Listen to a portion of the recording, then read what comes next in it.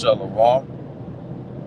First and foremost, I want to give all infinite praises, honor, and glory unto Yahweh, Bahashim, Yahweh Shai, Bahashim, Hakodash. Double honors to the apostles and elder bishops across the four winds of the earth that push and teaching the truth. And salutations to the hopeful elect. And someone like in transit, but hopefully it's not too long. I'm on the road, of course, so you gotta be focused, pay attention, But just want to do a quick video, man, and Lord Will is edifying, right? And I'm gonna just play this clip. I ain't really feeling. I'm gonna try my best not to be too long-winded, but I'm gonna just play this video and I'm gonna just speak on it. All right.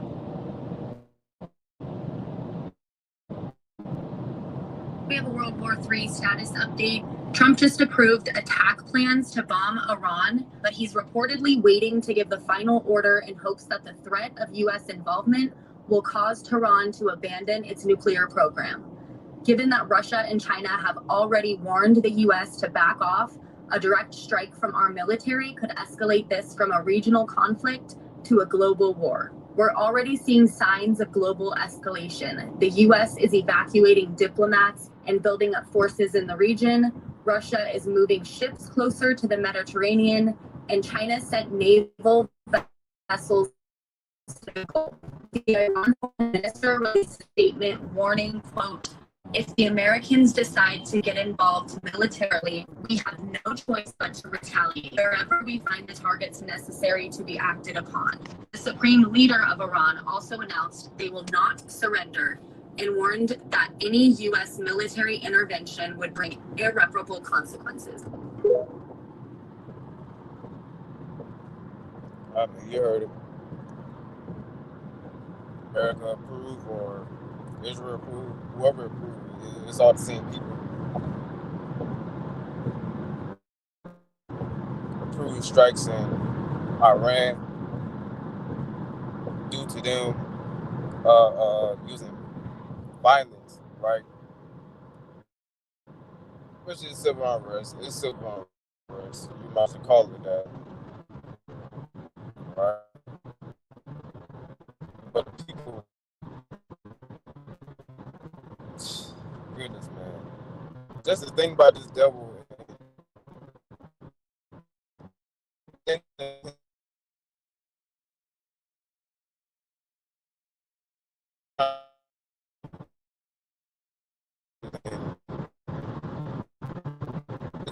It's really just in vain.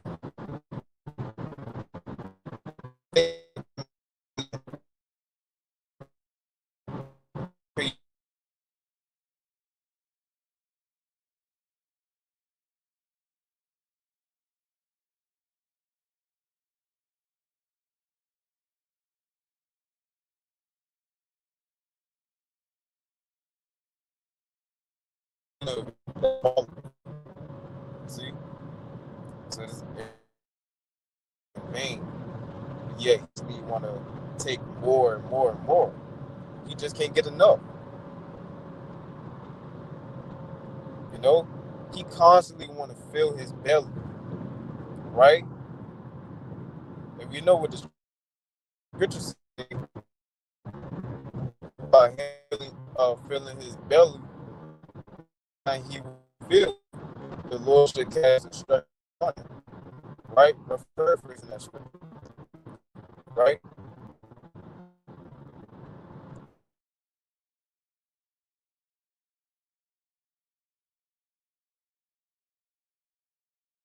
That people already have, but he want to just take it, colonizing it, doing the same old thing that he's he been doing since he came back into power. Ever since the birth of the Renaissance, this man constantly been conquering, he never stopped. Why? Because he covet fields. Yeah, like I titled the video. They covet fields and violence, right? And Esau is also a man that never stays home. He never keep it at his house. Never, never just want to just stay still and just. It's like I'm trying to get from this damn truck. That sound like a damn turn signal. But you just want to cover fields and just, you know, claim everything as his. This man just can't get enough, right? Let me actually get that scripture real quick, if I can. When I come to a stop, I'm about to come to a stop in a minute. But this is an unjust man, an unrighteous man, who never ever thinks of the welfare of other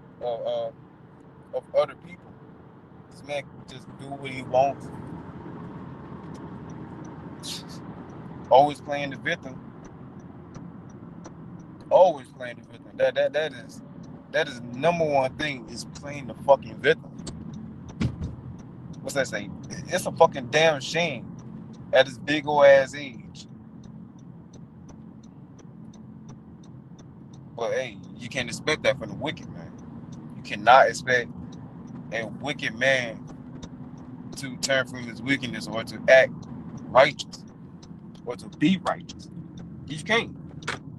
Because it's of his nature to be wicked. I'm going a little slower now so I can bring out the scripture real quick.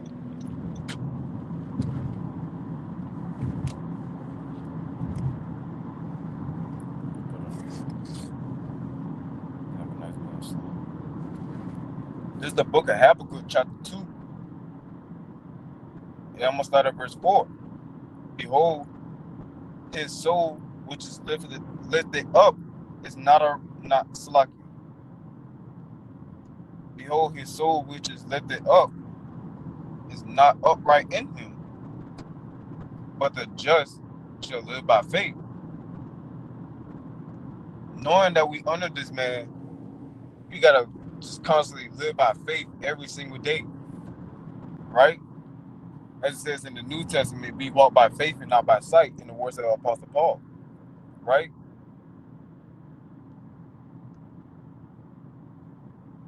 Continuing on, verse 5. Let me actually make this turn. So, should be a little part here, and I can just sit to the side and bring the scripture up.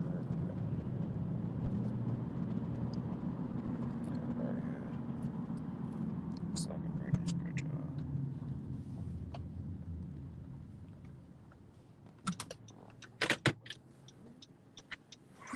up. Alright, to actually pay attention now. The book of Habakkuk, chapter 2, and verse 4. Alright, now that I came to a stop, I can read it in its entirety. And it reads, behold, his soul, which is lifted up, is not upright in him, but the just shall live by faith. But the just shall live by his faith. It's lucky. That's right. Because the soul in Esau is not righteous. It's not of the Lord. What is of the Lord, his soul, but the way he act, is not towards pleasing the Lord. You see? Verse 5. Yea, also, because he transgressed by wine, he is a proud man, very proud. He believes that nobody can take him down. Neither keep it at home. He doesn't stay home. He doesn't, he just constantly out and about seeking to, just be wicked, seeking just to be wicked, just to be wicked, who enlargeth his desire as hell and is as death, and cannot be satisfied, but gathereth unto him all nations and heapeth unto him all people. This man is in this man is unjust in his ways, man. Right? Jumping over to the scripture that I got the title of, Micah 2 and verse 1.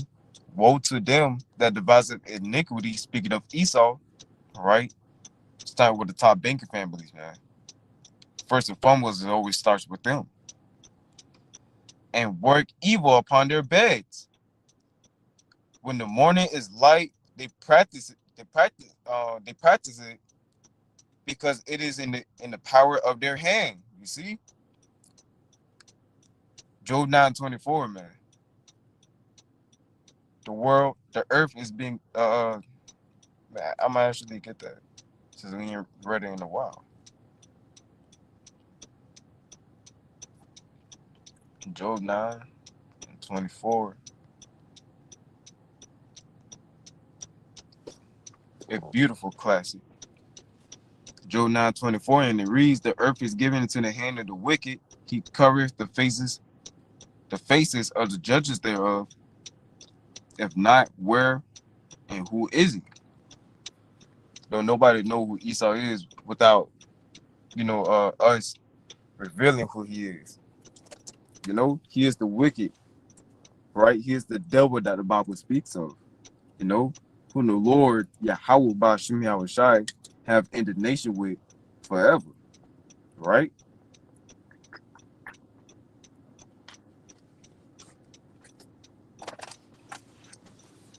And Esau will be the only nation to be done away with, not any other nation, according to Bishop Nate and his little breakdowns, of the nation being under slavery, or won't be coming to the kingdom. None of these other guys got it, man. They lost the oil. Anyways, jumping back to the book of Micah. And the judges are the Israelites, man. To those that don't know, the judges are the Israelites.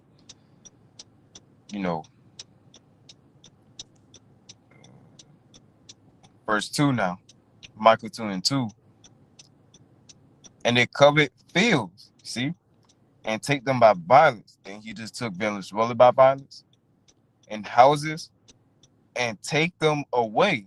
So they oppress a man and his house. Then they took Medoro. Even a man and his heritage. He damn sure did that with us. Right? Therefore, thus saith to the Salakia. Therefore, thus saith the Lord Yahweh, behold, against this family do I devise an evil, from which ye shall not remove your necks, neither shall ye go haughtily, for this time is evil. In that day shall one take up a parable against you, and lament with a doleful lamentation, and say, we be utterly spoiled. He have changed the portion of my people. How have he removed it from me? Taken away, he have divided our fields. The people mourning, because this man. And propaganda is a motherfucker. Because they've been showing that, the people of Venezuela, they've been cheering the fact that Maduro got taken out of power because they claimed that he was a dictator. But that was now other videos starting to come out saying that, hey, that video is old. You see? So it's propaganda. They trying to, hide little bits of little information as much as possible, just so they can get whatever they want. You see? But that's the damn devil. That's the damn devil for you, man. That's the fucking devil for you. All right. So they covet fields. They desire fields, right? That's actually going to that word covet.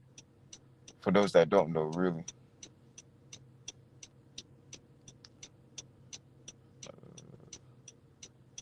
Let me actually turn this off.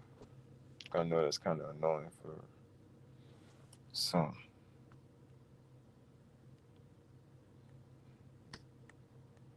All right. The Hebrew word for covet is hamad. Hamad. And it means to desire, covet, take pleasure in, to be to be desirable, to delight greatly, right? Precious, my precious, right? To lust after something, man. You know, you have something that you want to cherish greatly. You know, you're holding something tightly. You know, you got a love for something that you know damn well, you know, it don't mean shit, but it means something to you, right? None of that shit here really means nothing to us, man. Especially here in Babylon the Great. We're just waiting for the world to be cleansed for us, man. This world will be cleansed of its of the iniquity that have run rapid around this place. All right. Yeah, man. But that's about it. I'm going to end on that, Lord's will. So lucky. Looking at any damn cars passing by. Lord's will, y'all was edified through the spirit of power. Y'all by Shem was shy. Until the next time, I say shalom at the Baba Ball. Until the next, shalom.